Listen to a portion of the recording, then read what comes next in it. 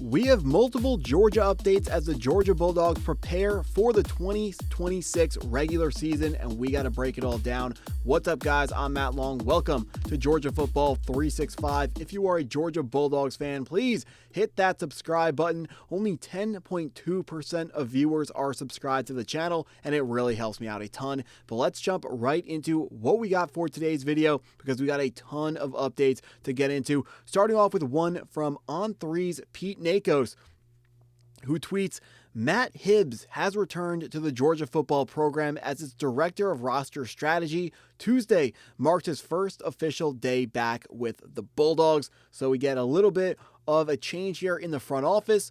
Georgia's front office has been operating pretty well for a long time here. You have to imagine it's going to continue to operate at a high level, but welcome back Matt Hibbs to the role of the director of roster strategy. Let's see what that looks like. Let's jump into a little bit more of a substantial update here.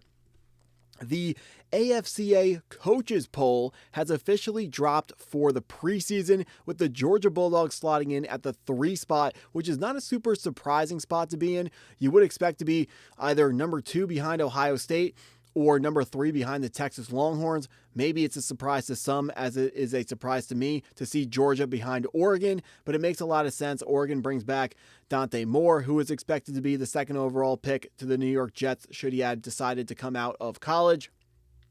And they brought back a lot more talent as well. Really, you can put Georgia and any of these top 6 teams anywhere in the top 6. It's really a big time tie between those top 6 teams, between Ohio State, Oregon, Georgia, Notre Dame, Texas, and Indiana. We don't know who's going to be better between those teams. We don't know who the best are, but if you could pick all 6 of those and bet on that, you have to imagine the odds would be like you would have to bet a lot of money to win any sort of money back, because we can feel really good about one of those 6 teams are going to be the best team in college football. Right now, those 6 teams are a tier ahead of everyone below them. So you can really just slot Georgia anywhere inside the top 6. If we were 1, I wouldn't bat an eye. If we were 6, I would be surprised, but at the same time, I would not bat an eye. One of the other little rankings things that we do need to take into account here is it doesn't, like, Georgia can't be number 1 after week 2 of the season, because Ohio State and Texas have a marquee matchup in week 2, and whoever wins that game is going to be moving forwards as the number 1 ranked team in the country. And Georgia just does not have a tough enough matchup to give us that quality of a win that early on in the season. So we're going to be jumped anyway. So I'm not going to sit here and complain that the Bulldogs aren't the number 1 ranked team in the country, because it's going to be taken anyway. Ohio State sees Ball State week 1, so they're going to be going into the matchup undefeated. Texas sees Texas State week 1. They're going to be going undefeated into that matchup. It's going to be a top 5 heavyweight clash. Winner will get that number 1 overall spot. So that's what it is for rankings.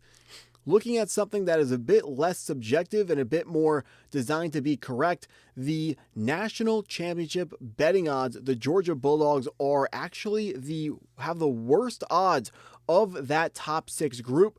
Georgia slotting in behind the Indiana Hoosiers at plus 850 chances to win the national championship. I find it very interesting when you look at the Texas Longhorns with shorter odds to win the national championship to be over Georgia, except Texas actually has worse odds to win the SEC than the Georgia Bulldogs do. Does this come from Georgia's history of winning SEC championships? Does this come from Texas's more difficult schedule? You never know, but just want to put it up on the screen because it is something that I pay attention to. These Vegas odds, they don't come from people who have an agenda. They come from people who are so confident in their projections that they say you can bet anything against us and we will take that line. That's how confident we are in it. So Georgia slotting in as the 6th shortest odds to win the national championship. It's on the Bulldogs to make that number incorrect. It's on Georgia to step up and earn that number 1 ranking in the polls as well. Let's jump into some other updates here. Miller Westerfield, let's bring his profile up a little bit larger here. Miller Westerfield, offensive tackle who committed to Georgia in July, on July 10th. We covered his recruitment. There are We're getting some information here that other schools have been contacting Miller Westerfield in an attempt to try to make him flip. However, we are also hearing that he has been shutting down those attempts. So fortunately, it does look like we got a good one here in Miller Westerfield, who is going to commit and he's going to stand by his commitment. The word commitment in college football does not mean what it meant 5 years ago, but fortunately, in the case of Miller Westerfield, it looks like he is going to be standing on his word, which is exactly the type of person that you want to bring into the program. Miller Westerfield, 6'5", 290 pounds, a 4-star recruit according to consensus. The other update we have on Miller Westerfield, right now in the class of 2027, Georgia doesn't have any interior offensive linemen committed. That doesn't mean we're not going to have freshman interior offensive linemen in 2027. That just means the plan is to transfer some of the tackles that we've recruited and turn them into, or I shouldn't say transfer, but you know what I mean. We're going to change some of the offensive tackles that we have recruited and turn them into interior offensive linemen, centers, or guards. However, Miller Westerfield has been told by the Georgia coaching staff that the plan is for him to remain at the offensive tackle position. So it will not be him moving inside. I wonder if Georgia recruiting tackles and then turning them into guards and centers, I wonder if that's what leads to the Georgia Bulldogs having every single season the biggest offensive line in football. But let's jump into our next update here. And the next update is going to be on a flip that the Georgia Bulldogs are currently targeting, and that is going to be native of Roswell, Georgia, DJ Jacobs. DJ Jacobs is probably a name that you've heard of before, but I haven't talked about him on this channel yet, so we're going to bring him up right here and dive into his profile. He is, according to 24/7 Sports, the number 1 rated recruit in the class of 2027. According to consensus, the number 3 rated recruit in the class of 2027. The problem here is he's committed to the Ohio State Buckeyes, where he decided to commit mid-season last year on December 29th, 2025. DJ Jacobs, currently his plans are to leave the state and join Ohio State. However, we know there are multiple schools pursuing DJ Jacobs, trying to get him to flip from the Ohio State Buckeyes and go somewhere else. The team that is currently trending is the Tennessee Volunteers, and we do have some more intel on to this target from Jeremy Johnson with On3, who writes, Jacobs feels like Georgia is still family at this point. The Bulldogs are recruiting him, but it hasn't felt like recruiting. There's a lot of relationship building and maintaining going on. Tennessee is a team that's coming on strong. Miami is still there.